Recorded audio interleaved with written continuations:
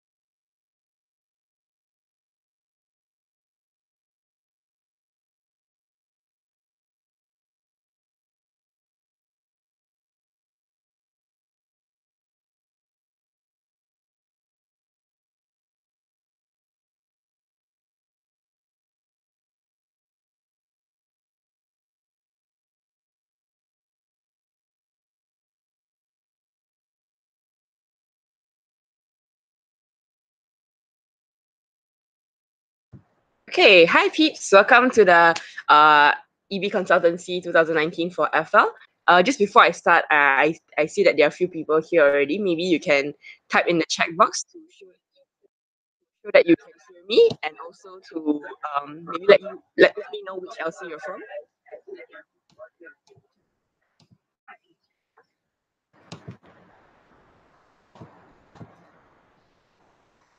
Yeah, so let me know where you're from, and I'm gonna start in a moment. I'm just trying to get used to this.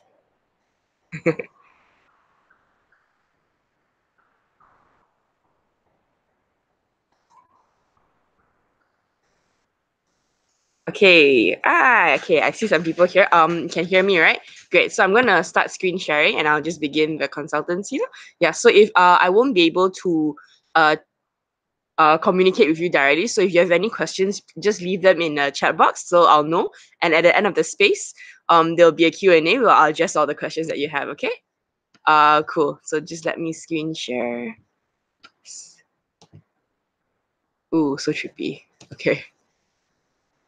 Okay. Cool. So welcome everybody to Finance and Legalities, the most unknown but yet also the one of the most important departments. No, just kidding. All our departments are important. But it is true that Finance Legalities is one of the more, I would say, unknown or more feared functions. Like people don't really understand. One thing is about the law or like rules and acts, and another thing is about finances. So money is very scary, right? Yeah, so in this space, hopefully we'll be able to cover most of the things that you experience. Either I see some LCPEs here, so it's like how you can manage your um, um, VP finance, or how you as a VP finance, like how can you navigate your whole term basically. Yeah, so some of the things that we're going through today is who a CFO needs to be. So a CFO is a chief finance officer, and so who you need to be, what a CFO needs to have in terms of competencies and profiles and so on, and like what is your CFO MOS, which is your measure of success. What are some of the tools that you can use starting from now, and what is the synergies that you will have, and also for the timeline. And then later on there will be a Q&A, and then I will recommend like a short reading list for you to actually prepare for your experience. Yeah, so this will be the content that we'll be going through. If at any point, again, if you have any questions, or if there's anything that's not covered, you can use the Q&A space for that. Yeah, so let's go through it. So for the objective of this space, just to make sure that you understand, is for you to understand the LCVP's role in managing finance, legalities, and governance, and for you to understand the skills and competencies that you need in preparation for your LCVP candidacy. So if you've already been elected, then this is just for you to have like maybe a benchmark to see like what are things that you're good at or what are the things that you maybe need to brush up on. Yeah, so you can use it either way, it'll be helpful for you. Yeah.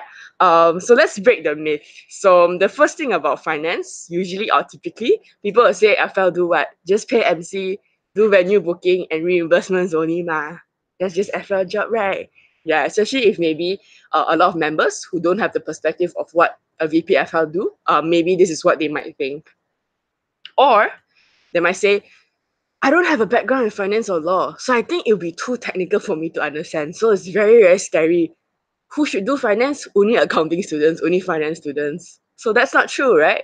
Because even for me, um, I'm not from a finance background and I was able to pick up a lot of the skills needed as well. So you don't really need to have, it's a plus if you have a background in finance, but for me, it's not the most important thing, right? Yeah. So the third thing is I must focus on saving money. My goal is to make our LC reserve high. So it is very normal as a VPFL to be very guarded or very conscious about your money. Like you really want to protect it and ensure that your LC has money. But the most important thing is really not that. And through the slides later, I hope to show you why that is so. Yeah.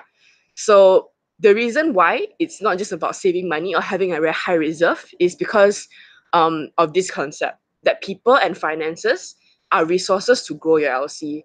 So this is especially true if you're LCP, you will know this. And for VPFL, it's essential that you know this as well. So a VPPM and a VPFL, they are resources, they are resource managers because they manage the two most important resources in your LC, people and finance. So they are not the end goal, meaning to say it's the end goal is not just to ensure that our people are happy or people are productive or we have a lot of money, but they are important resource that we need to utilize so that we can ensure that we achieve our end goal. And our end goal being um, developing leadership through exchange, right? So the most important thing for us to think about is how do we actually plan to utilize our resources. So that's where a lot of things come into play, like for example, how you're using your budget or investments and things like this. So this is the number one most important thing that you need to remember. Finance is a resource, right? But not the end goal. Yeah. So the second thing is this thing here, which is a lot of times, especially when we're in a non-profit organization, in ISEC, people always talk about how do we make a choice between social impact and financial sustainability. And to make it clear, it's not a choice because it's called an integrated double bottom line. And a double bottom line means it's like it's non-negotiable. We have to achieve it. So the concept is that the more exchanges we drive in ISAC, the more revenues will come in, right? So it is the same thing. So when we have more revenue, we also have a lot of social impact. So it is correlated somehow, and it doesn't mean that we have to choose between either one of the things. So if we do our job well to manage our resource, which is finance, and through finance we can actually drive the growth of products, and more people can actually get this impact or get this ISA experience, then we'll actually impact more youth and more communities. So this is how it's integrated. It's like you cannot see it as a two separate thing, right? Yeah, so that's why in finance, it's also important that as a CFO, you're not just tracking finance, means you're not just tracking your income and expenses, but you're also tracking product achievements. Like in my day-to-day job, I'm not just tracking budgets, but I also track expa because whether products perform, it's important to me because that's where the revenue come from. And from the revenue, I can also infer about how much impact we're making through the exchange numbers as well. Yeah. So that's the double integrated bottom line. Yeah. And the second thing is about legalities because as a CFO in ISEC, we don't just manage the finances, we also manage the legalities. And legalities keep our organization and stakeholders safe. So this means everything from Malaysian law to your state law. So our LCs are from all different states. It's from Selangor, Wilayah, Sarawak, Kedah, and so on. Like every state has their own law. So and even globally, at ISAC, we have a compendium, and nationally we have a compendium. So all these different laws to keep our organization safe. So it's about how you as a CFO can be aware of these certain things to ensure that we don't do anything illegal. For example, let's say if you want to host an event in your university, you know that you need to do booking a month ahead. Because if you don't do booking, you just do it, then you're already breaking your university's law, or maybe you're doing something which is against your perlembagaan persatuan. Yeah, so that's something for you to keep in mind. And as a LCVPFL or CFO, you are the guardian for the legalities because you are expected to be the one who knows it, right? Yeah. And so how can we ensure good legalities? It sounds very intimidating. Like maybe you think like, oh, I don't know about law. I never read up about my country's law. Is there a textbook? No, you don't have to worry about such a complex thing. The only thing that we really need to ensure is that we achieve the finance standards for legalities. So in finance standards, there's a list of a checklist for legalities and things that we need to have. So as long as we fulfill this thing, then we can ensure that our operations are more legal. So some of the things in this checklist, you will see that it's more for MC level. For example, trademark registration and tax status. This is something that I will do for our whole entity. So for your LC, the things that you need to do is just to ensure that your LC has a compendium, that your LC has a legal representative, and that you fulfill the national membership criteria. So there are a lot of different things, and don't worry, I'm not expecting you, especially as an elect right now, to know everything here, but it'll be a good start for you to actually having this awareness of all these different kinds of things here. Yeah. So this is finance standards, and later on I'll provide you a reading list. So if you are not really sure what finance standards are, you can read up more about that later as well.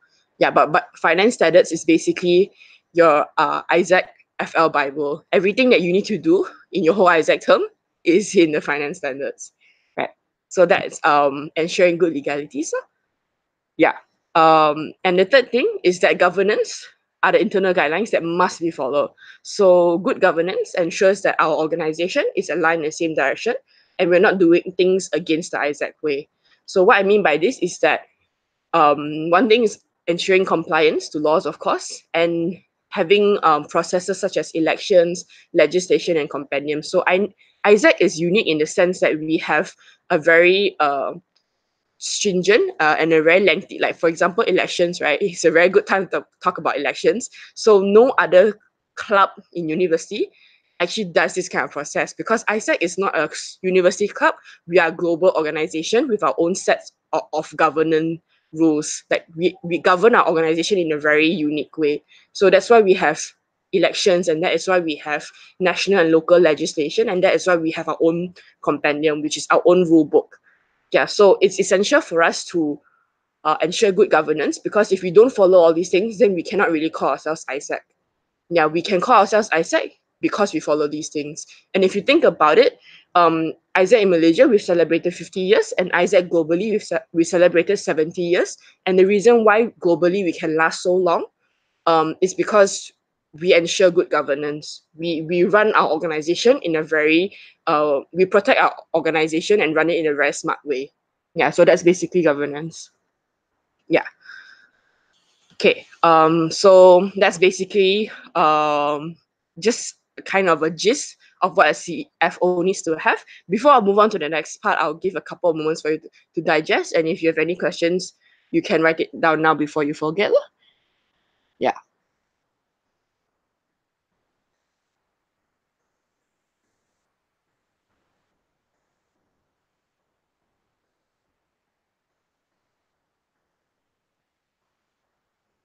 Okay, cool. I'll move on to the next bit, which is who a CFO needs to be. And it's basically like yeah, what the things that you need to do as a CFO. So as a CFO, the most important thing is how can you manage your team and implement team standards. And this is always at the top of the list, especially by my standards that I set for my VPs, because I believe the most important role that you can play as a VP is that of a team leader. Before you're even um, talking about those functional roles and things that you need to be, you are first and foremost a team leader in ISAC. And that's why team standards is the most important thing. And so I set this kind of standard for LCVP's FL. Okay. So other than that, for what else a CFO needs to do is to develop strategies which are aligned with national and local direction, as well as product timeline. So we have our own set of things to do as VPFL, but we have to ensure that all these things are aligned to products because, as I said, finance is a resource, and what we are doing is to support products.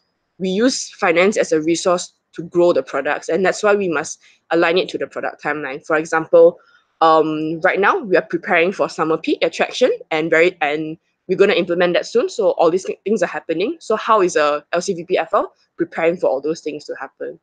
Yeah. So and we have to ensure that all these strategies align with national direction as well. Yeah. And the third thing is to drive finance standards implementation. So as I said just now, it is our Bible. Basically, this is the whole thing that we'll do for the entire term. So it's to ensure that every month we have a very concrete and consistent implementation plan, and we can drive towards our goal, which is 100% finance standards. Yeah. The fourth thing is to develop strategic investment planning because when we talk about resources, we cannot miss out investment. So investment is a thing where basically we're chipping in money and we are tracking how it's going to go with the end goal of that the money is supposed to grow the product, we're supposed to achieve more. So maybe let's say usually for OGV, you set a budget of 100 ringgit, but this time you decide to invest a bit more. Maybe you invest 500 ringgit to do an exchange fair, and then you invest another 500 ringgit for digital marketing to promote this exchange fair. So for me, that is what we consider an investment because yeah, and then that's how you need to ensure that you can track the ROI for that, the return of investment. How can we ensure that when we put 1,000 ringgit to an exchange fair and the digital marketing, that we actually have results, which is like sign up and applicants. So this is something that you will need to learn over time how to do. Okay, and the final thing is that you are responsible for the financial sustainability, legalities, and governance. So it's basically the three things which I mentioned earlier. You are that final responsible person. Yeah, so that's the most important thing of who a CFO needs to be. Okay, yeah, so all of this is basically a list of things to break down into what in the finance part, in the legalities and governance part of what you need to do. So yeah, so for finance, it covers essentially everything from managing your account because everything your LC money is probably sitting in a bank with your VPFL who has the account holder's name and also the password for everything. Yeah, so it's from them. And when you become the elect, or if you already the elect, then you will during your transition you will go through the process of transferring the bank account and everything. So you are the person who is managing the money. So that is why yeah, you are that person, you are that CFO. The second thing is to prepare a local committee budget and cash flow. So this must happen before the start of the term. So you know that your term only starts on the 1st of February, but you cannot wait till 1st of February to start planning your budget. In fact, the current VPFLs for this month, this will be one of their tasks to actually start preparing the budget so that when the VPFL elects take over, you already have a budget which you just need to modify instead of plan from scratch. So this is the process that we're going through. Okay, and so it's also how you can have a financial control system and oversee and manage the cash flow based on budget. So the one of the dangerous things is that you budget everything looks good on paper, but your cash flow is very low. So cash flow is the actual amount of money that you can spend that is movable, right? Yeah, so if you have very low cash flow, let's say if your OGV or IGV says like, hey, I need this amount of money to pay for accommodation for EPs, if you don't have the money, then you don't have the money. There's nowhere else you can get this money, right? So it's about how you can manage your cash flow very smartly as well, and limit expenses to the important things. At the same time, ensure that those are the important things that can bring you the most income. And along with that is to manage your investment opportunities, ensure proper accounting and bookkeeping. And the final thing is to conduct monthly and quarterly financial review. So this is a very important skill for you to be able to analyze and evaluate what is the reality for finance, and you can actually provide inferences from a finance perspective. Yeah. So for legalities and governance is to ensure that there's proper legal documentation. So it's very essential for us to ensure that all the documentation that we have for all our EPs, whether it's from whichever product, OGV, IGV, even IGT, and so on, we need to ensure that we have legal documentation for all these people, right? And the next thing is to review internal financial policy and your compendium. So these are two official documents. In your internal financial policy, it will cover everything from reimbursement procedures to, let's say, um, what is what will be in your IFP. I think reimbursement procedures, and let's say how many cents per km you can claim and things like this, to even, let's say, certain LCs have a clause in their IFP where they actually subsidize their LCPs to go for international conferences. So those are the things within the policy. Any policies related to finance, and also your compendium. So your compendium is basically your perlembagaan, which your LC will use. So this covers everything from your membership criteria. So who in your LC gets to vote for LCP and LCVP? Those are the things which are in your compendium, right? So we have to ensure that it is updated and is aligned to the national one. So the national side, we will align it to the global one. So it means that there's a perfect alignment. We know that every LC um, ensures good governance and follows all the global direction. Yeah. So the last two things in this aspect is managing the legislative processes. So for example, election and legislation. And the last thing is coordination with university administration. Yeah. So I know at this point, after reading this whole list, it feels like a lot of things. But not to worry, because later on I'll show you the timeline. And even though it feels like a whole chunk of things, there's actually a very specific time that you need to do each thing. So as long as you can manage your routine well, I think it'll be actually a very, very fun job. Yeah. So yeah, that's something to think about. Yeah. So based on the things I've talked about in terms of like the finance aspect and the legal and governance aspect, these are the competencies or the skills that you actually need to have to actually do those things. So number one is decision making, because as a CFO, you'll be making some tough decisions, whether it's about making an investment for a product, or whether it's one night your member is calling you because you have a firefighting case for IGV. So you will need to make certain decisions, and that's something that you need to be comfortable doing and confident doing. So the second thing is project management. So you will not be managing projects directly, like you won't be a project manager, so to speak.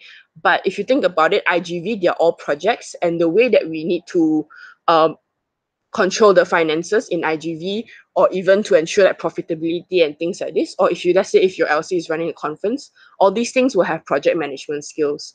So how can we ensure that all these the execution of the projects very well, and as well as the finances for that? Yeah. So for sure that you will need to have fundamental accounting. So if you do not have a accounting background, it's still fine. But if right now you already express the interest to be LCVPFL, or you already are, and without an accounting background, maybe it's time to brush up on that, because there will be certain terms and things like this which you will need to learn as well. Yeah. So systems and regulations is more in a sense that as in the finance and legalities function, there will be a lot of things that you need to understand about laws or the systems. So it's just a matter of how can you really adapt to that. So for example, regulations can be anything from like immigration law to your university laws, country laws, and things like this. So how can you really navigate all these systems, right? The next thing is research and analytics wizard, because in finance, everything is data, everything you can make an inference. So how can you really research and analyze all the things that you have to make inferences and form way forward from there?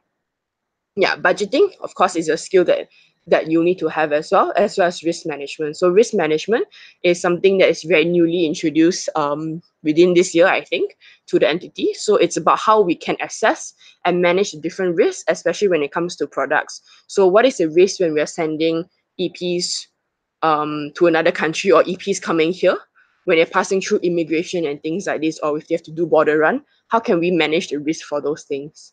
Yeah.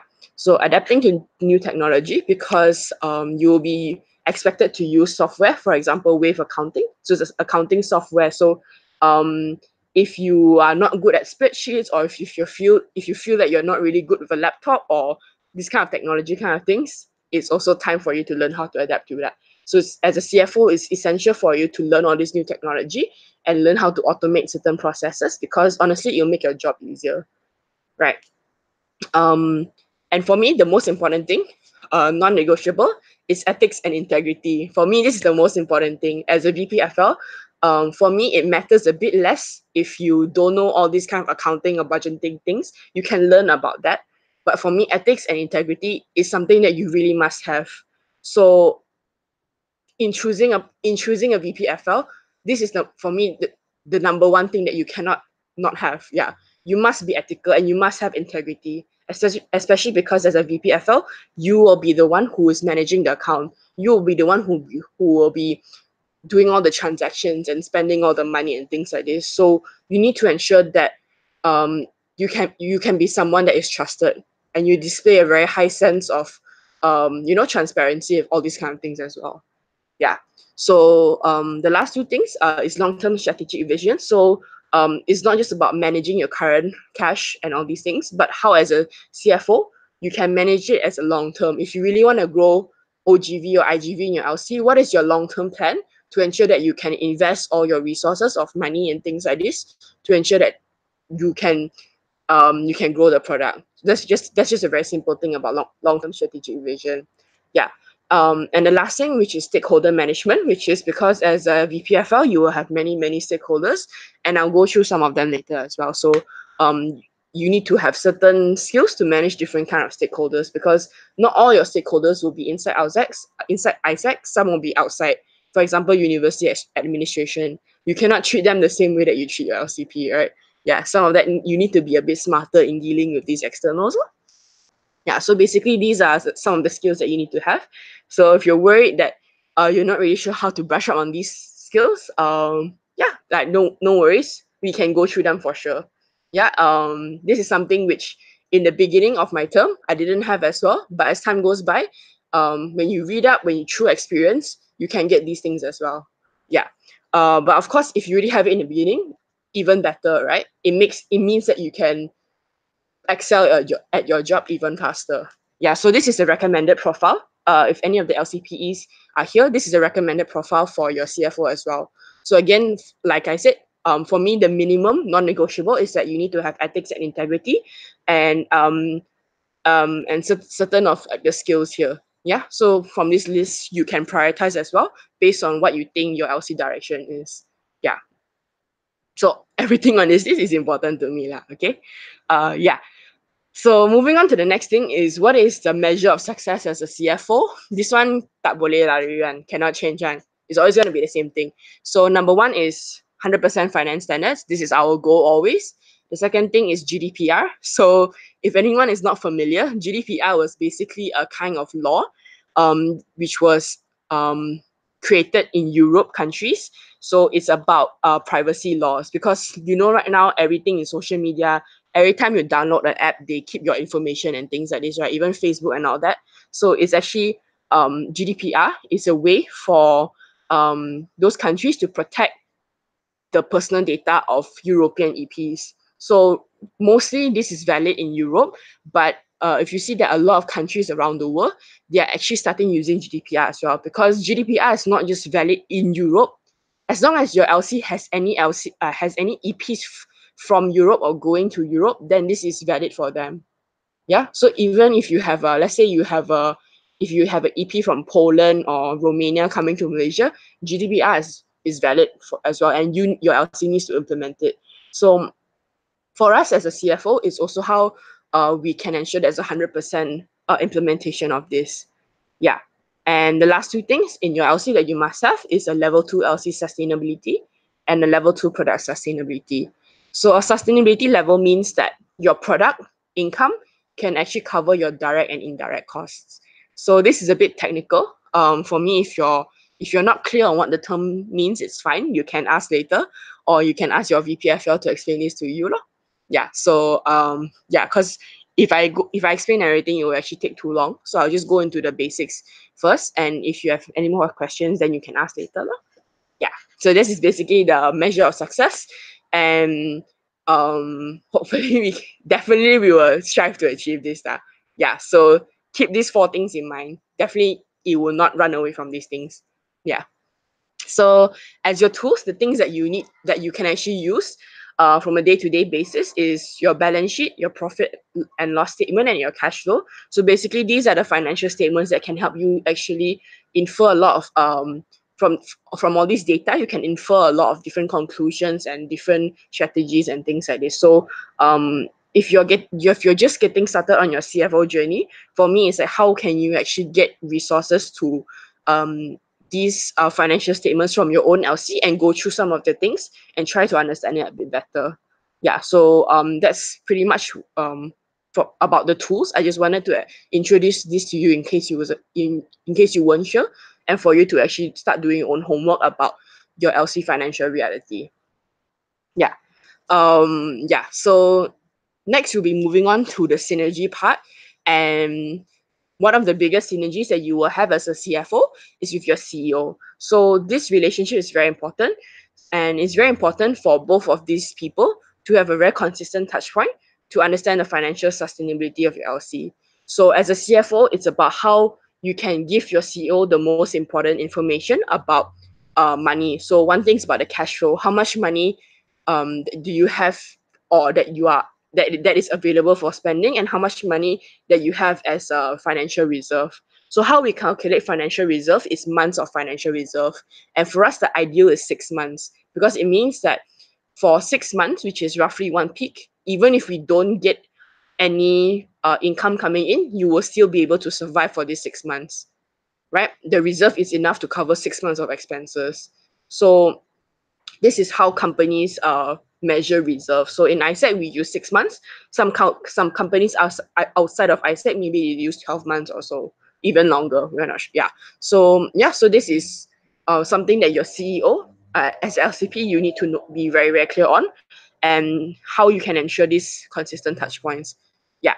So this is something which like in every touch point in every week, Xiaomei and I will go through as well. When we have a one-to-one, the things that she always asks me is how is our cash flow, how is our months of financial reserve, and what is the things that we're going to do for the products. So yeah, so this relationship is very important. And yeah, I think throughout transition and throughout um, WNC and so on, and functional summit, there will be a lot of different L&D about how you can have better synergy and so on. But for now, this is the most important thing that you need to know. Yeah. So after that, after CEO comes the product. So with product and CFO, the things that you will have a mutual topic of discussion is one thing: operational budget planning based on the product strategies. So this is an important thing, and that is why for us is that we always prepare the budget first, but we wait for products to finalize their strategies, and then we bring the budget to them, and then we discuss together, and we finalize what is the budget for the operations. Yeah, so because everything that we do again is a resource and is meant to support product strategies. Yeah. So the second thing is investment planning. So how can you plan investments for every product to ensure that it can grow? And the third thing is financial reporting for the product. And the fourth thing is legal compliance. So how can we ensure that for all products we can have a legal audit? We have the review for their agreements and firefighting cases consultation. Yeah. So the last thing is with PM. So it's very important as well, the synergy between FL and PM, because there will be also budget planning based on PM strategies. And some of the strategies it can be, for example, local R&R. So for example, very recently, one of the things that we've launched nationally is the pizza challenge. So I'm not sure if you've already seen that on the page today in Malaysian Isaacers, but a pizza challenge is a very simple thing to get LCs to actually for this last sprint for winter approvals, right? So when you plan R&R and things like this, then it can be a way to motivate people as well. Or another good case practice is JB recently, after was it NILC? Yeah, after NILC, they actually had like a bubble tea challenge. So the team that actually had the best results or the highest PA, the LC actually bought them bubble tea for the whole team. Yeah, it's something like this. So it's R&R as like reward and recognition. So how can you use it also as a strategy to engage your people, to motivate them and get them to perform? Yeah. So another two things, which is IXP. So how can we encourage members to go for exchange? So oftentimes we will invest in this because maybe we will subsidize or we'll give it free to members to go for exchange, provided that they do well, maybe through their PA performance or things like this. Yeah, and also L&D and member development fund. So a thing which I always hear people talking about is how conferences are very expensive, and that is why our members cannot afford it. So how, in synergy with PM, we can actually create a member development fund where we subsidize performing members to go for conferences, things like this. Yeah, so that is actually part of the synergy as well. Okay, so I think that's basically the synergy, and this will be the last part, which is the timeline. So if you see the timeline here, it's separated for finance standards, so you'll be able to see legalities, accounting, reporting, budgeting, auditing, and sustainability, and you'll see the different months. So basically, I've broken down what needs to happen in every month already. Yeah, so this is just for you to have a view. So certain things are business as usual, so you will see it happens every month. For example, budgeting. So there's no running from that. Every month you will have to do budget control. Every month you will have to review your budget, and every month you will have to do reporting as well. Yeah, but certain things is only according to peak. For example, IGV project audit, we'll do it in November, and the next time that we'll do it maybe is in February. Yeah, so everything's according to timeline. Yeah, and sustainability team standards, I it's only one that, because for me it's an expectation that this must happen every week. It's a weekly thing, team standards, right? So there's no running from that. It's a must do for all VPFL as well. Yeah, so basically this is the whole timeline for summer peak. There's also a different timeline for the whole year. If you're interested to see that, you can approach me for that. Yeah, but for now I'll just focus on summer peak. So basically everything that we do um is condensed into this timeline. Yeah, and that's basically the timeline. Yeah, so I think so before I go into the final call to action and recommend a reading list, I think I'll just open up as a Q&A space. So yeah, so if you have any questions, you can post it in the chat, and then I'll just answer them.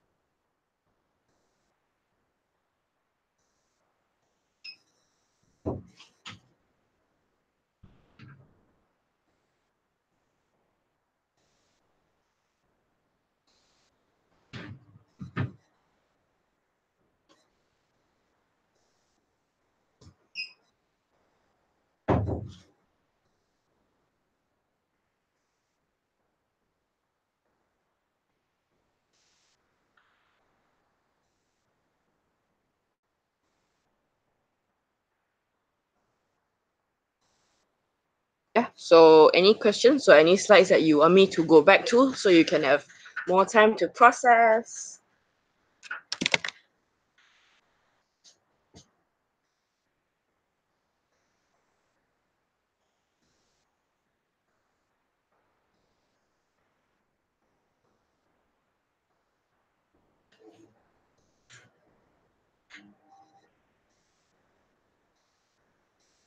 Okay, so Zita is asking, what is the criteria that must be taken into consideration when planning investment? Okay, so that's a good question. I think for investment, a minimum thing that we need to look at is how can we measure the KPI? So one thing I can do is I can show you very briefly. It's okay, it's a bit more complex what I'm using on the MC level, but I can just show it to you so you can get that perspective.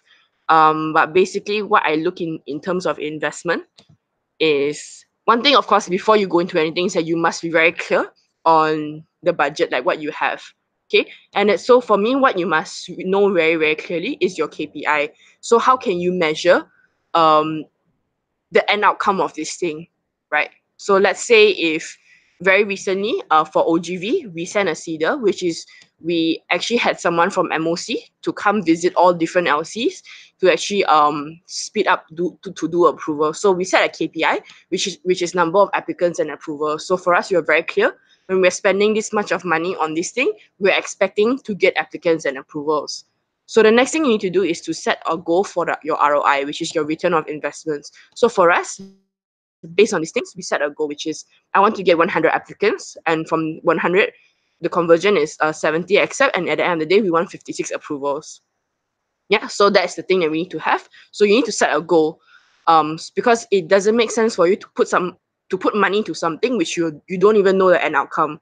So we put a certain amount of money inside, and we're expecting this is the outcome.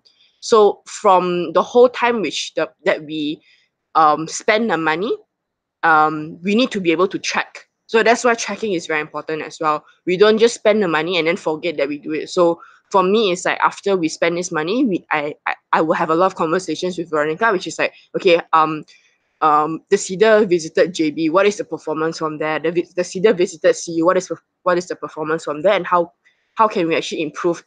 How can we make it better so that the next LC that she goes to, the results even better as well? Yeah. So that is how we can track based on the goal that we set up. And so at the end of the day, after we finish the whole investment, after the whole execution period is over, then we can fill in what is the actual expenditure. So how much did we actually spend, and versus what is the actual return of investment. So maybe let's say instead of 100 applicants, if you get 150, then you know for sure that this is a worthwhile investment. But if you get less than 100, maybe you need to reconsider whether this investment is worth making again, or whether you need to have a report or post-mortem of your investment to figure out what is the thing that you go wrong. And maybe if you fix all the mistakes that happen, you can actually get 100. Yeah, so basically that is the whole process of how you can actually um planning an investment and things like this. Yeah, so I think that's hopefully that answers your question. Yeah. Okay, any more questions? I think I can take a few more before I move on, and then I can close this space up.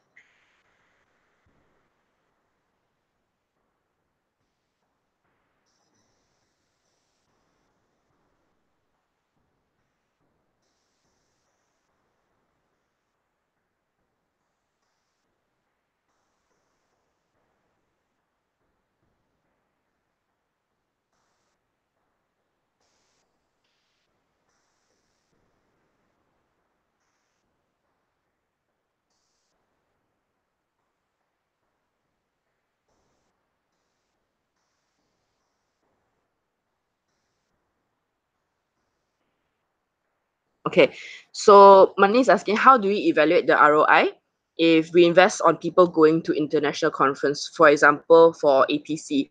Okay, that's a good question as well. So for conferences like this, there are a few ways that you can actually plan out this investment. One thing is that you can ensure that the person who goes, you draft out a plan. So let's say, for example, for APC, maybe you can make it a point that you're expecting that you will meet a lot of people from AP region, right? So you can identify certain like IR partners, LC partners and things like this. So you can set like a KPI, like, okay, you must talk to this IR partner and set how many meetings and be able to follow up things like this. And you can set different tasks or different KPI for that person who is going to the conference. And at the end of the day, when they're coming back, you can ensure that they do uh, an output presentation. So what is the output that they get from APC? So let's say maybe one of the things is that they will have to present the output to the rest of the EB, or maybe they will need to help in downscaling something. So let's say in APC, maybe there'll be some content which AI will downscale.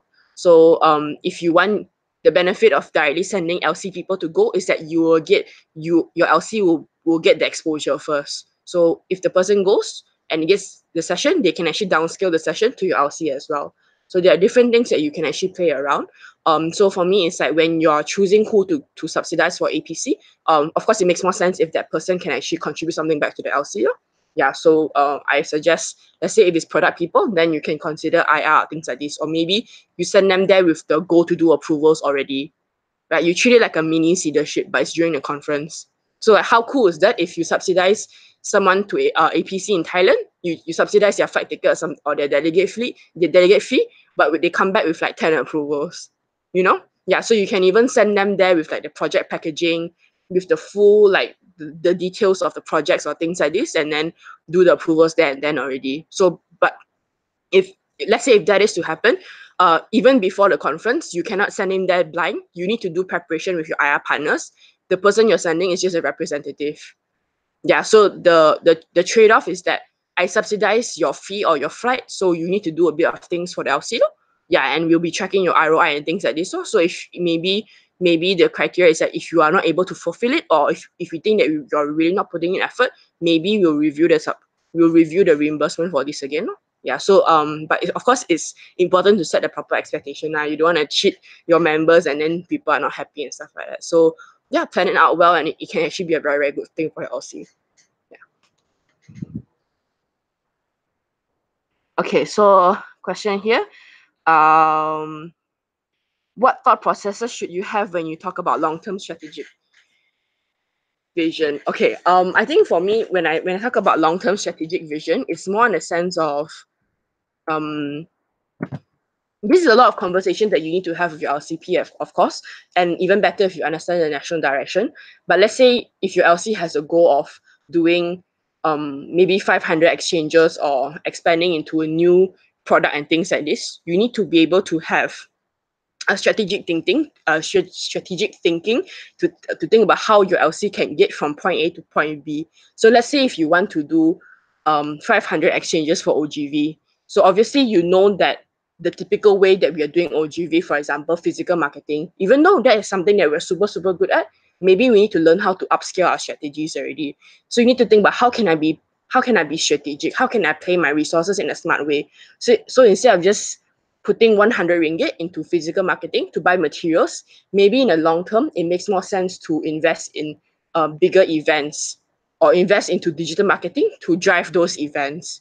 Yeah, so I think of course it depends on your LC reality. If you're only a limited amount of exchanges first, then your goal shouldn't be to lead in that way, but it's to how can you really use your FL resources to support the growth path of your LC. So I'm pretty sure that you need to, for this, you need to have understanding of your LC's, like, let's say 3-year plan.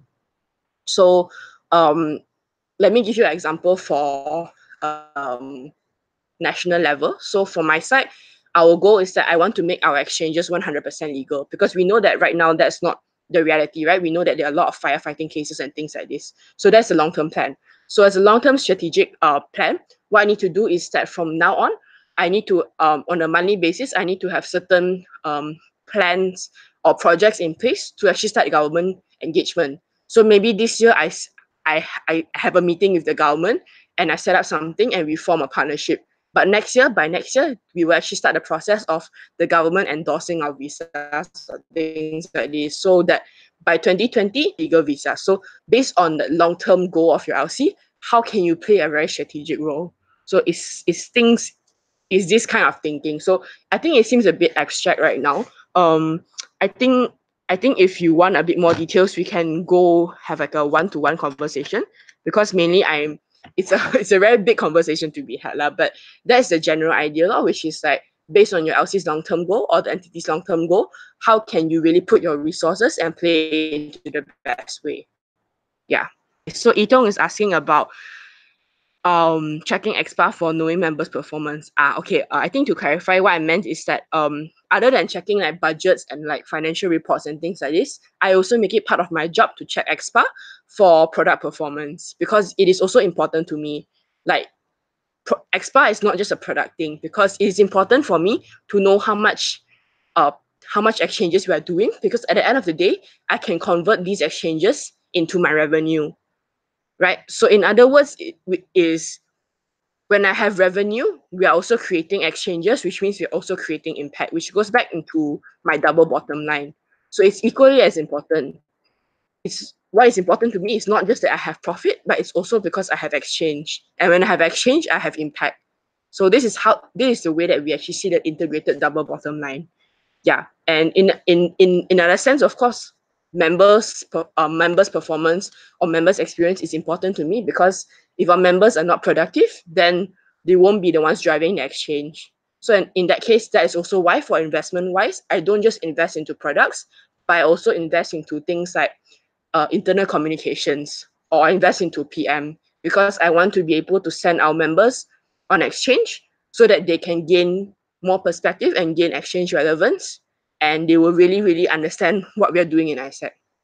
Or maybe I will subsidize members to go for conference, things like this. So it's how you can invest in the best way, because at the end of the day, our end goal is always leadership development through exchange. So what is the different ways I can play with my resources to achieve that? Yeah.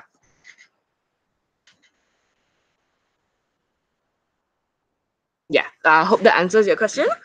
Yeah, I think maybe I'll have a final question if anyone has any.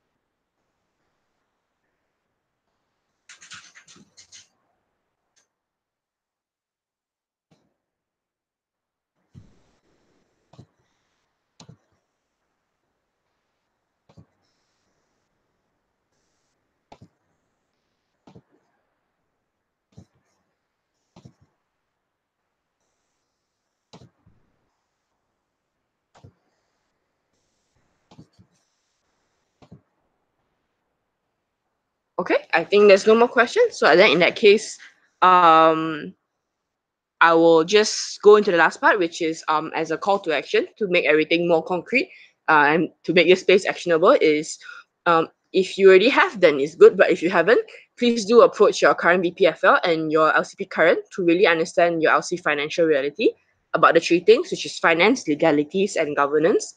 And if you are not LCP, if you are a VP candidate or VP elect, and if you're still not clear, please approach your VP, your LCP elect to really understand the future direction of your term. So once you understand like the 3-year plan or like the long-term goal for your your LC, then it'll be easier for you to start on the thing which I was just talking about, which is the long-term strategic vision. So how can you use finance as a resource to achieve that long-term thing? Yeah, and of course, if you have any more questions, you can approach me at anytime. I realize I haven't left my email or my number. Okay, I'll type it up for you later. But yeah, so the last thing, which is a reading list. So I've left 4 resources for you here, and when you get the output, you can click into the links. They will be linked into a folder, and basically these are resources that you can go through. So the first one, which is a finance standards guide, so it's everything that you need to know about ISEC finance standards.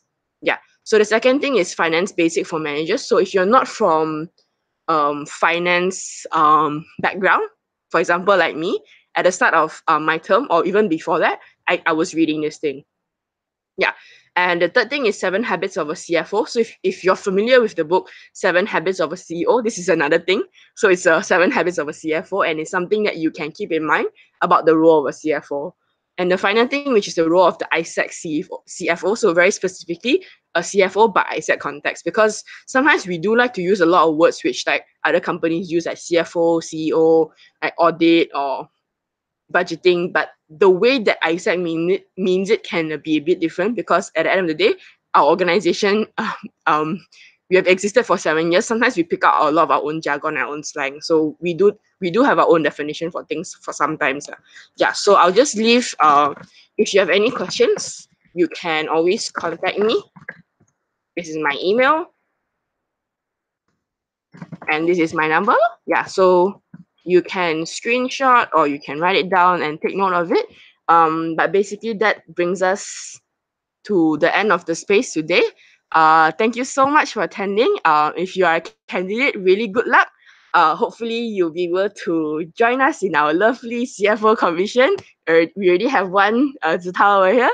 Yeah, so if you are LCPE and you want to know more about finance as well, you can approach me and we can go through some of the things, because I was LCP before and I know how it feels to be so clueless about finance when you're LCP. So hopefully everyone enjoyed it. Hopefully FL stuff is not too dry for you, but trust me, take it from someone who only picked up FL stuff this year, it's actually a super fun function. Like honestly, the things you can do is so relevant to your own personal development and career as well, and it's very cool to see how when you are a resource manager, you can actually use a lot of things to actually grow the products. So you play a very big part in growing ISEC. So be proud of that. And yeah, I hope you enjoyed the space, and good night. That's it, peeps.